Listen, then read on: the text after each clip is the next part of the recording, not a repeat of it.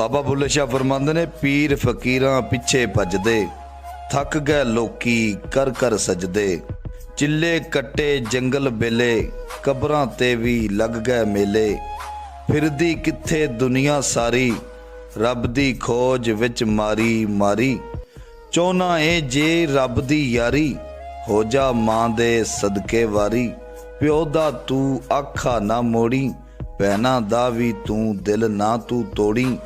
ਸਭ ਤੂੰ ਸੋਹਣਾ ਫਰਜ਼ ਨਿਭਾਵੀਂ, ਬੱਚਿਆਂ ਰਿਜ਼ਕ ਹਲਾਲ ਖਵਾਵੀਂ। ਪੂਰਾ ਤੋਲੀ ਮਿੱਠਾ ਬੋਲੀ, ਭੇਤ ਕਿਸੇ ਦਾ ਕਦੀ ਨਾ ਖੋਲੀ। ਸੱਚ ਬੋਲੀ ਤੇ ਸੱਚ ਦਾ ਖਾਵੀਂ, ਦੁਖੀ ਦਿਲਾਂ ਦਾ ਦਰਦ ਵੰਡਾਵੀਂ।